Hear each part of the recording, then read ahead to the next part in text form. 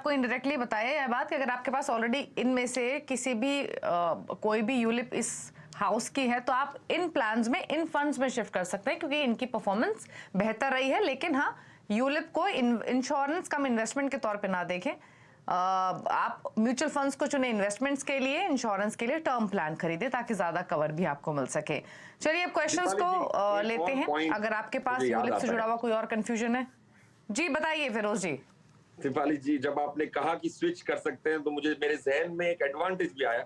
हमने इतने डिसएडवांटेज बोले, एक एडवांटेज आया। अच्छी बात यह है कि यूलिप में जब ये स्कीम में स्विच करेंगे, फॉर एग्जांपल जो हमने टाटा एआईजी और भारतीय एक्सा की 2 स्कीमें निकाली, एआईए की और भारतीय एक्सा की, जब ये स्विच करते हैं म्यूचुअल फंड में, स्विच की टैक्स लगती है और कॉस्ट भी लगती है काफी बार। बट यूलिप के अंदर स्विच करने में इक्विटी से डेट, डेट से इक्विटी या इक्विटी की 2 स्कीमों में जो स्विच करते हैं उसमें टैक्स भी नहीं लगती और एग्जिट लोड भी नहीं लगता। ये एडवांटेज है यूलिप का। अगर आप यूलिप खरीद ही चुके हैं तो एटलीस्ट स्विच तो कर लें अगर आपके फायदा बनता है, क्योंकि उसमें ना तो टैक्स लगेगी ना तो एग्जिट लोड। और दूसरा एक एडवांटेज ये है कि आपको सेक्शन डी 10D के तहत आपको टैक्स एडवांटेज एटीसी के हिसाब से मिलता है। So these are the other 2 advantages of ULIP. अगर आप यूलिप में घुसी चुके हैं तो उसका फायदा तो ले लें स्विच करके, और उसमें ना टैक्स ना भर के। ठीक है, ठीक है। तो स्विच करने पे एक्स्ट्रा कॉस्ट नहीं और टैक्स बेनिफिट्स भी हैं एटीसी सेक्शन के थ्रू यूलिप में इन्वेस्टमेंट करने पर, क्योंकि वो इसलिए है क्योंकि ये एक इंश्योरेंस प्रोडक्ट भी है। चलिए अब क्वेश्चंस लेते हैं। प्रताप है हमारे साथ दिल्ली से। प्रताप जी गुड इवनिंग, बताइए अपना सवाल। हाँ मैडम, मैं 1.5 लाख रुपए महीने की सिप चलाता हूँ और 1,50,000 रुपए एनुअली टैक्स सेविंग में डालता हूँ और मेरा टारगेट है 10 साल में 5 करोड़ का। क्या ये अचीवेबल है? और मैंने वो दिया हुआ है कि कौन कौन से उसमें सिप करी हुई है, तो वो पोर्टफोलियो सही है या चेंज करना है? ठीक है, ठीक है फिरोज जी। तो इनका पोर्टफोलियो आपके पास है हालांकि, पर मैं क्विकली मेंशन कर देती हूँ। SBI Contra fund, I am sure इस पे तो थम्स अप होगा फिरोज जी का। हमेशा इनकी टॉप 4 फंड्स की चॉइसेस में भी ये फंड रहता है। दूसरा है Kotak emerging equity, SBI small cap, ICICI Pru large and mid cap, ICICI Pru India opportunities और एसबीआई मैग्नम फंड। थोड़ा फंड हाउसेस का डुप्लीकेशन है ऑल्दो, बट 1.5 लाख की एसआईपी चल रही है, 1.5 lakh annually tax saving fund में भी डाल रहे हैं और ऑलरेडी इनके जो पोर्टफोलियो की वैल्यू है वो 32 लाख के आसपास की है और 10 साल में 5 करोड़ का टारगेट है। बताइए सजेशंस। अच्छी बात यह है कि प्रताप जी की जो टारगेट है 5 करोड़ की, वो पूरी हो सकती है 14% की रिटर्न पे। अच्छी बात है कि लार्जली इक्विटी में कर रहे हैं और इक्विटी में जो रिटर्न आती है वो निफ्टी से 11-12% आने की उम्मीद होती है। That's the average return Pratap ji of Nifty on long periods, holding period में मीन रिटर्न 11 से 12 है। अगर फंड मैनेजर आपके लिए अच्छा प्रदर्शन देते हैं तो आप 2% एक्स्ट्रा पर एनम कमाने की क्षमता रखते हैं after cost. So 14% is not an unreasonable expectation। अगर ये 14 की आप उम्मीद करें तो 5 करोड़ 20 लाख पे आपके पैसे पहुंच सकते हैं, इंक्लूडिंग एसआईपी अमाउंट और जो 32 लाख आप ऑलरेडी इकट्ठा कर चुके हैं। That's the good news. जैसे दीपाली जी ने बहुत क्लियरली आर्टिकुलेट किया आपको कि duplication of asset management companies is very clearly visible, क्योंकि आपके पास 3 एसेट मैनेजमेंट कंपनी है और 6 स्कीम्स हैं। तो आप एसेट मैनेजमेंट कंपनी में 4-5 एसेट मैनेजमेंट कंपनी में आने की कोशिश करें। उसके लिए आपको 2 आईसीआईसीआई के फंड्स एग्जिट करने पड़ेंगे और एक एसबीआई का फंड एग्जिट करना पड़ेगा। ICICI Pru large and mid cap is exit recommendation. India opportunities fund ICICI Pru वाला भी आप एग्जिट कर सकते हैं। एसबीआई मैग्नम मिड कैप, या ये 3 स्कीम्स आप एग्जिट करें। और 3 अलग एएमसीज की, HDFC flexi cap, Franklin India blue chip, Invesco India multi cap, ये 3 को अगर आप इंक्लूड करेंगे तो totally you will have about 5 asset management companies Pratap ji. And इसको अगर आप हर 2 साल में स्कीम्स को रिव्यू करेंगे तो आपके 14% की रिटर्न के लिए थोड़ी मेहनत लगेगी। आपको रिव्यू करना पड़ेगा, दीपाली जी का शो देखना पड़ेगा और उसमें बदलाव आपको करने पड़ेंगे in every year and half. जी तो ठीक है, Kotak emerging equity, SBI contra, SBI small cap में कंटिन्यू कर सकते हैं। जो 3 फंड्स फिरोज जी ने आपको बताए हैं उसके बदले आपको 3 चॉइसेस भी बताई गई हैं। HDFC flexi cap, Franklin India blue chip, Invesco India multi cap. इन फंड्स के साथ कीजिए आप और एडिशन अपने पोर्टफोलियो में। बाकी आपका गोल अचीवेबल है। इनफैक्ट 5 करोड़ से ज्यादा भी आप कमा सकते हैं 14% के रिटर्न्स के साथ।